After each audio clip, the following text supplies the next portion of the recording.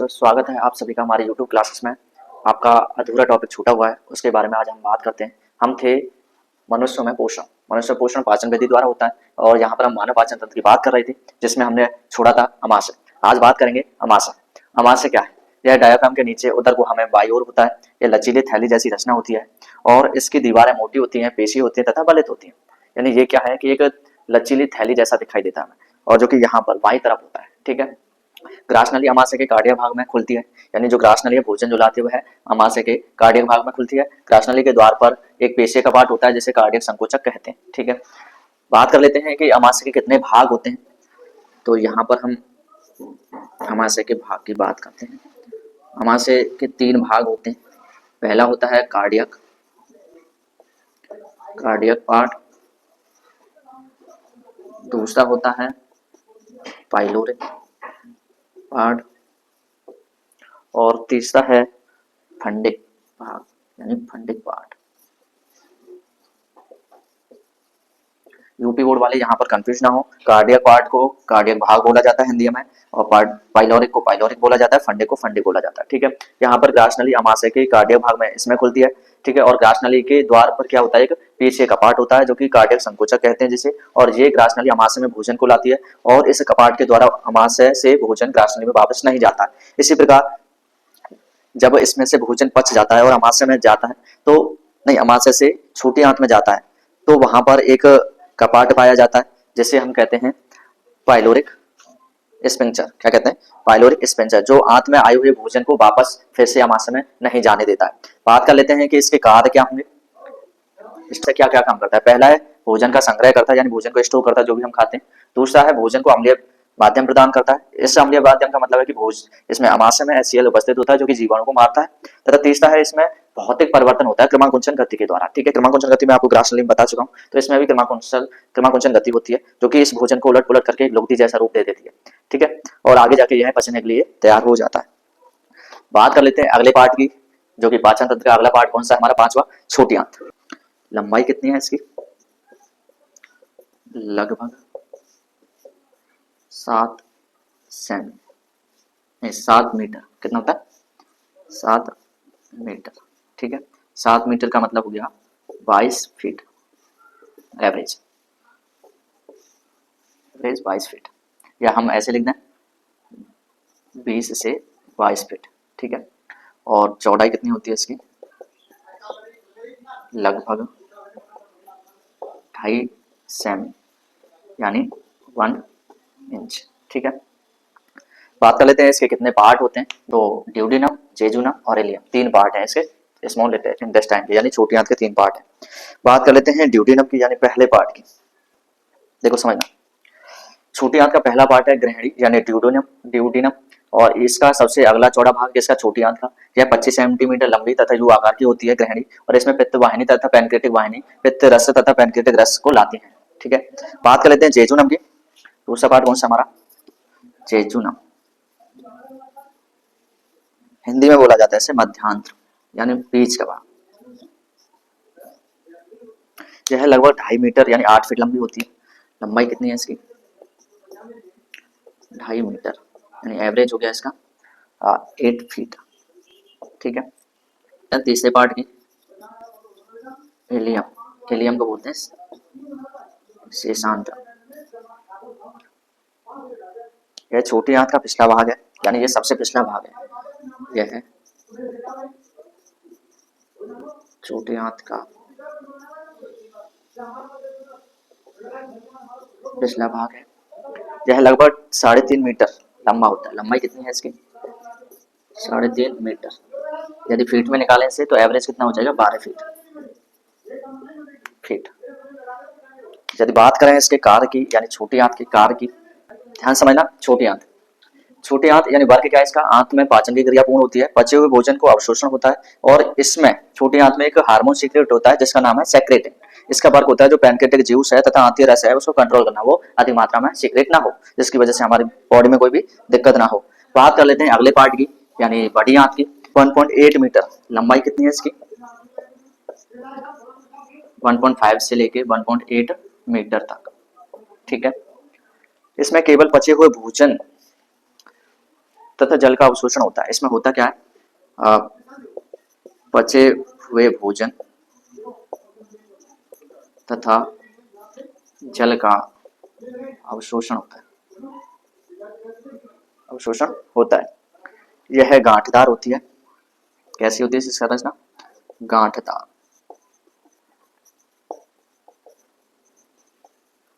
होती है, जिसमें माला के समान गांठें होती हैं। इसमें क्या है कि जो गांठें हैं वो सदृश होती हैं, दिखने में माला के समान दिखाई देती हैं, माला के समान दिखाई देती हैं। ठीक है, और इसके 3 पार्ट हैं, जो कि तीनों पार्टों को हम देख लेते हैं। कितने पार्ट हैं, 3। पहला पार्ट है इसका उंडुक। उंडुक इंग्लिश में बोला जाता है इसे सीकम। क्या बोला जाता है, सीकम।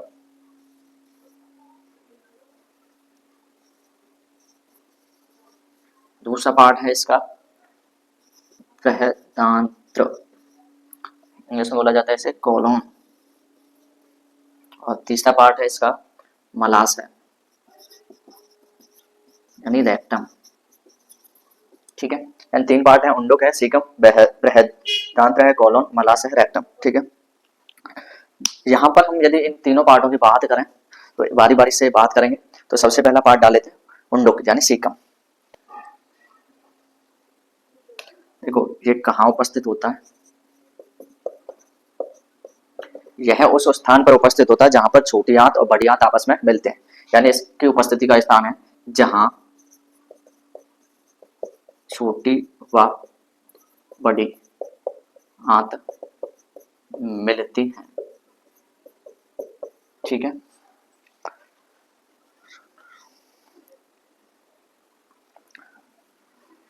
और ये स्थान यानी बात कर लेते हैं कौन सा स्थान है ये, जहां पर एक उंगली जैसी सदृश क्रमी रूप परिशेष का, क्या कहते हैं इसे, क्रमी रूप परिशेष का जुड़ी रहती है।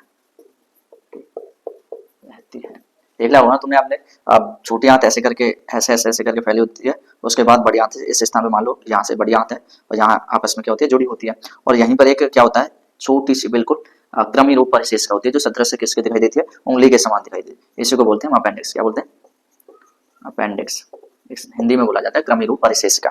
ठीक है, कभी कभार ऐसा होता है कि मनुष्य की जो अंधनाल है, ठीक है, क्या है, अंधनाल, उसमें क्या होता है कि जो अपेंडिक्स है, अपेंडिक्स में भोजन के छोटे छोटे टुकड़े पहुंच जाते हैं खाने की वजह से, और वह धीरे धीरे सड़ने लगते हैं, जिसकी वजह से अपेंडिक्स में क्या हो जाता है, इन्फ्लामेशन हो जाती है। इन्फ्लामेशन होगी तो क्या होगी, इन्फेक्शन फैलेगा। इन्फेक्शन की वजह से क्या होता है, एक पेन होता है, इसमें पेन होता है, तो एक ऐसा पेन होता है, असहनीय होता है, जिसकी वजह से डॉक्टर लोग क्या करते हैं, इसे काट के बाहर निकाल देते हैं। अगले पार्ट की बात करेंगे कोलोन की। किसकी पार्ट की बात करेंगे, कोलोन। कोलोन को हम हिंदी में क्या बोलते हैं, बृहदांत्र। ठीक है, देखो यह यानी एक आपने देखा होगा, ये बड़ी आंत का पार्ट है, तो आंत कैसे होती है, बड़ी ऐसे करके। ठीक है, तो ये वाला पार्ट, ठीक है, ये वाला पार्ट और ये वाला पार्ट क्या कहलाते हैं, कोलोन कहलाते हैं। यानी हम कह सकते हैं कि देखने में कैसा दिखा है, यू है, परंतु कैसा है, यू ऐसे होता है और ये कैसे, ऐसे। इसका मतलब ये उल्टे यू की तरह होती है। ठीक है, देखने में कैसा लगता है, ये उल्टे यू आकार की नली है। क्या है, उल्टे यू आकार की नलिका है। क्या ये उल्टे यू आकार की, क्या ये नलिका है। इसके 4 भाग होते हैं। कितने भाग हैं इसके, पार्ट कितने हैं, 4। पहला पार्ट है इसका असेंडिंग कोलोन। कौन सा है, असेंडिंग कोलोन। हिंदी में बताऊं आपको, ऐसे हम बोलते हैं आरोही। ठीक है, दूसरा है इसका transverse colon. Transverse colon, Hindi में बोला जाता है इसे अनुप्रस्थ। अनुप्रस्थ। तीसरा पार्ट है इसका डिसेंडिंग कोलोन। डिसेंडिंग कोलोन, इसको बोला जाता है अवरोही। क्या बोला जाता है, अवरोही। और चौथा पार्ट है इसका सिग्मोइड कोलोन। सिग्मोइड कोलोन, ठीक है, इसको बोला जाता है सिग्मोइड। ठीक है। सबसे पहले इस वाले पार्ट की बात करें, यहाँ से लेकर यहाँ तक, ठीक है। ये है असेंडिंग कोलन, कौन सा है ये, असेंडिंग कोलन। बात करते हैं ट्रांसवर्स कोलन की, तो यहाँ से लेकर यहाँ तक का जो पार्ट है बड़ी हाथ का वो है ट्रांसवर्स कोलन। और यदि डिसेंडिंग कोलन की बात करें तो वो यहाँ से लेकर यहाँ तक का पार्ट है डिसेंडिंग कोलन। और यदि सिग्मोइड कोलन की बात करें तो सिग्मोइड कोलन, देखो सिग्मोइड कोलन का मतलब है कि जहाँ से रेक्टम का पार्ट स्टार्ट होता है सिग्मोइड कोलन, क्योंकि वही किसका भाग है, बड़ी हाथ का ही तो भाग है रेक्टम, ठीक है, तीसरा, यानी कोलन के बाद में क्या आएगा, रेक्टम, ठीक है। तो अब बात करते हैं अगले पार्ट की। तीसरा पार्ट है रेक्टम, यानी क्या बोलते हैं हम इसे, मलाशय, ठीक है। देखो यह 15 सेंटीमीटर लंबा होता है, इसकी लंबाई कितनी होती है, लगभग 15 सेमी। यदि फीट में बात करें तो एवरेज 7 फीट होगा, कितना होगा, एवरेज 7 नहीं, सेंटीमीटर की बात है, सॉरी 7 इंच होगा, कितना होगा, 7 इंच, क्यों, क्योंकि 2.5, ठीक है। और यह आहार नाल का क्या है, अंतिम भाग है, यानी जो आहार नाल स्टार्टिंग में से हम पढ़ रहे हैं उसका क्या है, अंतिम भाग है, अंतिम भाग आहार नाल का, किसका है, आहार नाल का अंतिम भाग है, ठीक है। यह मलद्वार द्वारा बाहर खुलता है, यानी खुलता कहाँ पर है ये, यह मलद्वार द्वारा बाहर खुलता है, ठीक है। इसका अंतिम 1 इंच भाग गुदानाल, यानी अंतिम 1 इंच भाग क्या कहलाता है, गुदानाल, क्या कहलाता जाता है, गुदानाल, ठीक है। या एनल कैनाल भी कहते हैं, कहीं कहीं पे होता है ये एनल कैनाल भी कहते हैं, यानी इस वैसे तो ये 7 इंच का है, परंतु यदि अंतिम भाग की 1 इंच की बात करें, अंतिम भाग लास्ट वाला, उसे हम गुदानाल कहते हैं या एनल कैनाल कहते हैं, ठीक है। इस भाग में म्यूकस स्तर में अनेक बलन होते हैं, यानी इस वाले पार्ट में क्या होता है, म्यूकस बलन, म्यूकस बलन होते हैं जिन्हें हम गुद स्तंभ कहते हैं, इनको क्या बोला जाता है, कॉल्ड गुद स्तंभ, ठीक है, क्या बोला जाता है, गुद स्तंभ। आज हमने बात करी है कि जहां पर हमने पाचन तंत्र छोड़ा था अमाशय से लेकर पूरे आहार नाल की हमने बात कर ली, ठीक है। अब लास्ट वाला पार्ट है बड़ी आंत, जिसका अंतिम भाग होता है मलाशय। मलाशय की लंबाई 15 सेंटीमीटर, जो कि इंच में देखें तो 7 इंच होती है। अंतिम भाग इसको आहार नाल का क्या है, अंतिम भाग है मलाशय, यह मलद्वार द्वारा बाहर खुलता है। इसका अंतिम 1 इंच भाग गुदानाल या एनल कैनाल कहलाता है, जिसमें म्यूकस बलन उपस्थित होते हैं और तथा जिसे गुद स्तंभ कहा जाता है।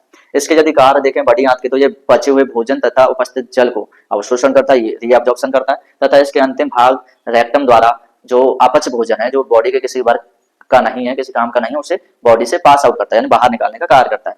तो इसमें जो पाचन तंत्र में बचा है वो दूसरा पार्ट बचा है पाचन तंत्र का, कौन सा, जो पाचक ग्रंथियां हैं, जिसमें हम बात करेंगे लीवर की यानी यकृत की, तथा पैनक्रियाज यानी अग्नाशय की, जो कि अगले पार्ट में हम देखेंगे। आपको पेपर देखने को मिलेगा तो उसमें जो क्वेश्चन आता है पाचन तंत्र का, तो वो नामांकित चित्र द्वारा आता है। तो यहाँ पर हाउ टू इजी वे में डाइजेस्टिव सिस्टम का हम डायग्राम देख लेते हैं, जो कि वेरी इंपॉर्टेंट है, विद नेम, ठीक है।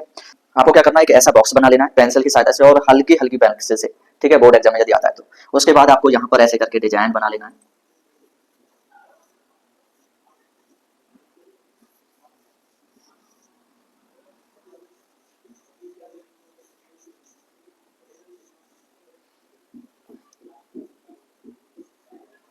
और ये कंप्लीट करने के बाद आपको करना क्या है कि आप रबड़ की सहायता से आसानी से इसे आराम आराम से मिटा देना है।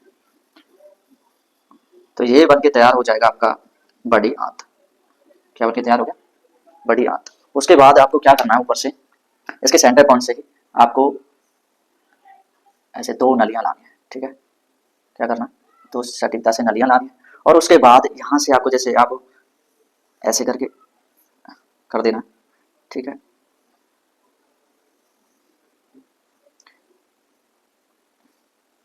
इतना करने के बाद आप क्या करोगे, यहाँ से एक अंडरलाइन ड्रॉ करनी है और बहुत ही इजी उसमें करनी है, ठीक है। और ऐसे ही जो शुरुआत में किया था आपको यहाँ भी उसी प्रकार से आपको क्या कर देना, डिजाइन बना देना, और बहुत ही सिंपल वे में आपको ये बन के तैयार हो जाएगा।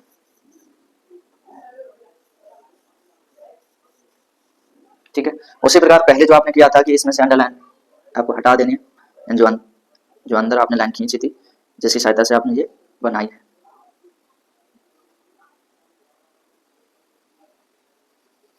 ठीक है, इतना करने के बाद आपको करना क्या है कि यहाँ से एक इतना आपको ऐसे करके लाइन खींच देनी है और यहाँ पर ऐसे करके इतना और यहाँ ऐसे करके। ठीक है, उसके बाद करना क्या है कि यहाँ पर जो खाली स्थान है यहाँ एक पत्ती बनानी है। ठीक है, अभी आप जानो कि पत्ती बना रहे हैं, क्या बना रहे हैं, पत्ती, ऐसे करके थोड़ा पत्ती जैसे बनाना है आपको, लगे कि हाँ पत्ती हमने बनाई है। ठीक है, इतना करने के बाद में वही पत्ती जैसी जो भी शेप बनती है पत्ती में उसी प्रकार से बनाना है। ठीक है, लग रहा है ना लाइक पत्ती किसी पेड़ की पत्ती हो सकती है। अब ध्यान सुना, तो चलिए मिलते हैं और हमारे साथ आप बने रहिए। अगली क्लास में फिर से हम लेके आएंगे आपके लिए इंपॉर्टेंट टॉपिक बोर्ड एग्जाम के लिए, और आपके बहुत कम समय बचा है, इस वजह से हमारे साथ जुड़े रहिए। Thank you, best of luck.